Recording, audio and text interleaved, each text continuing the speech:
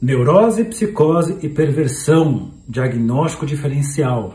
Um dos raciocínios clínicos mais importantes, mais interessantes, mais gostosos de estudar. Você encontra isso no Freud, encontra isso no Lacan. Claro, cada escola tem o seu diagnóstico diferencial, que diferencia, por exemplo, o diagnóstico descritivo da psiquiatria, como eu falei lá umas aulas atrás. Lacan vai falar sobre esses três tipos de estrutura: a estrutura neurótica, a estrutura psicótica, a estrutura perversa.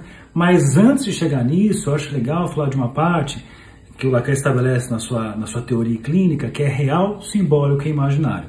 Como eu já disse para vocês, o Lacan tinha uma crítica aos pós-freudianos que ele disse que não estudavam Freud, que não voltavam a Freud, e o estudo do Lacan teve como marca o retorno a Freud. Esse era o slogan assim, do Lacan: um retorno a Freud, um retorno aos textos originais do Freud. E ali o Lacan ele vai passando por todos os textos de Freud, apresentando nos seus seminários, falando nos seus escritos, e então a gente consegue localizar, né, como ele vai agrupar esses textos dentro dessa perspectiva real, simbólico e imaginário. Essa ideia vai te ajudar demais na clínica. Quando ele fala de imaginário, a gente pode pensar em certos textos do Freud que se referem a narcisismo. Imaginário tem a ver com imagem. A imagem não se movimenta, uma imagem de estudo, uma imagem é completa, noção de completude. Então, quando eu falo de imaginário, eu estou pensando em narcisismo, estou pensando em imagem de Narciso, referência ao texto do Freud sobre narcisismo. E a gente pode entender que o imaginário, então, se refere à imagem, mas também, isso vai te ajudar na clínica, pensar dessa forma, pense que é o lugar das certezas. Quando eu vi, não tem engano, eu vi com os meus olhos, eu vi uma foto, por mais que tenha fake news hoje em dia, mas eu vi essa imagem, eu vi com os meus olhos, não tenho dúvida. Não tenho dúvida, isso é registro imaginário. Lacan, então, ele pega também textos do Freud que se referem muito à questão da linguagem. E a linguagem tem a beleza do duplo sentido e a confusão do duplo sentido. Isso Lacan localiza nos textos do Freud, por exemplo, a interpretação dos sonhos, está lá. Você tem o texto sobre o xiste, sobre as piadas, né, as tiradas espirituosas, e principalmente um texto do Freud que é a psicopatologia da vida cotidiana, em que o Freud analisa ali os discursos, né, ele vai entender como é que se forma ali um ato falho. Por que eu fui falar uma coisa e falei outra? Por que eu fui falar uma coisa e esqueci dessa coisa? Inclusive, essa parte aqui vai ser o grande responsável, né, para um outro slogan do Lacan, que é: o inconsciente é estruturado como uma linguagem. Se você for pensar interpretação dos sonhos, como é que eu interpreto os sonhos? Quando o paciente fala, eu só posso interpretar a fala da pessoa. Então, ela vai me contar, e ao contar tem os tropeços, as defesas, os agrupamentos, todo o processo de tentar, né, ocultar certas coisas, mas que o analista está escutando para decifrar o que está ali. Então eu tenho aqui esse outro registro, o simbólico, o registro da linguagem, do duplo sentido. E tem um terceiro registro chamado real.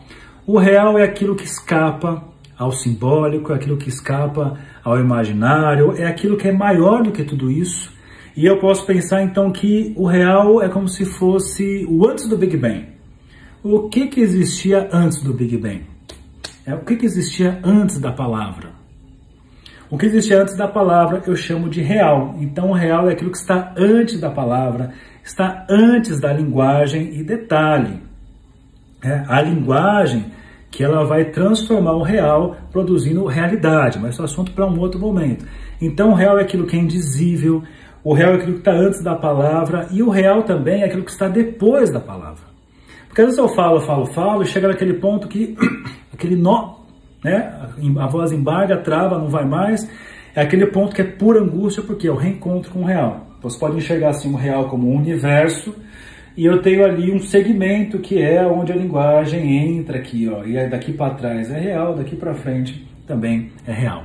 Então o real são os indizíveis, né? Essa coisa eu consigo tocar de forma alguma, falar de forma alguma. E é importantíssimo um clínico. E eu acho que não precisa nem ser lacaniano só para usar isso. Eu acho que isso funciona para todo mundo. Você pode usar, não da forma estrita, mas você pode pensar assim: todas as pessoas, elas têm pontos de certeza absoluta, e toda certeza é muito perigosa, que a pessoa até morre por uma certeza, se necessário for.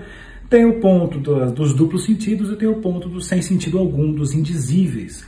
E eu posso entender que o tempo todo isso está se articulando, as certezas, os duplos sentidos, o sem sentido, a falta da palavra, e você vai meio que manejando a coisa na sua escuta, nas suas intervenções por essa via, real, simbólico, imaginário.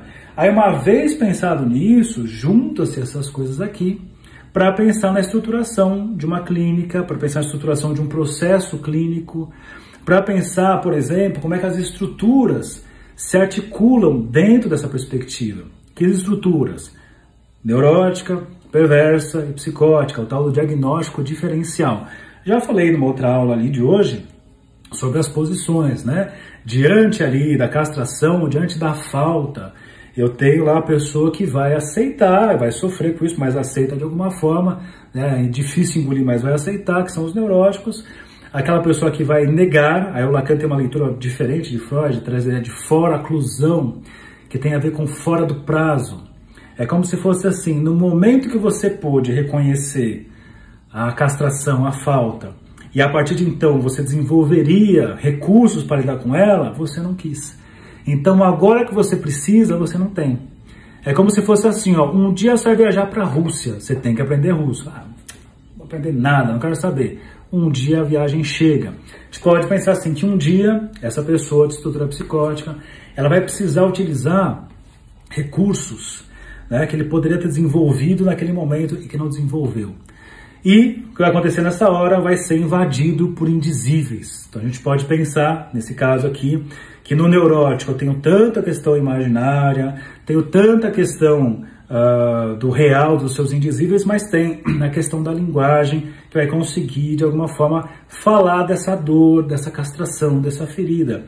Na psicose, eu posso pensar que essa pessoa, ela vai justamente faltar essa possibilidade de utilizar a linguagem dessa maneira, a linguagem fazendo sutura, a linguagem fazendo uma reparação mediante uma ferida narcísica. E aí eu tenho depois, para pensar também nos três da história aí, do diagnóstico diferencial, o perverso, a perversão, aquela dupla posição do desmentido, a um só tempo reconhecer e também negar na sequência. E é muito semelhante à utilização do real simbólico imaginário quando eu penso na neurose, né, perversos e neuróticos. Porém, quando eu penso na questão da linguagem, do simbólico, tem uma diferença muito curiosa aqui. O neurótico, ele se atrapalha com a linguagem, ele se confunde com a linguagem, né? A linguagem neurótica produz maus entendidos. Se eu falei uma coisa, você entendeu, e você falou, não entendi direito, sempre essa coisa... Ele não entende o que eu estou falando, ela não entende o que eu estou falando. Agora, o perverso é como se fosse um especialista em manipular a linguagem. Então, enquanto o neurótico cria maus entendidos, o perverso vai criar maus intencionados. Claro que isso aqui é uma forma muito resumida de dizer a coisa.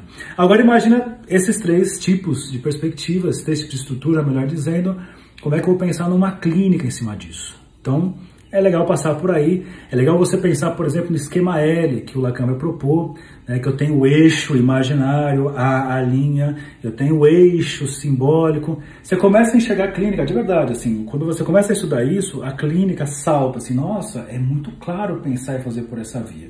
Enfim, se você quiser saber mais disso, eu tenho um curso que fala sobre isso, que é o Lacan, Estruturas e Clínica Psicanalítica, você pode ir lá estudar junto comigo. Se você não quiser estudar comigo, eu te indico um livro do Joel Dor chamado Lacan, Estruturas e Clínica Psicanalítica, mas não só ele, eu te indico livros também que falam sobre clínica, sobre prática, por exemplo, As 4+1 Condições de Análise, do Antônio Quiné. Então é isso, bons estudos e até daqui a pouco.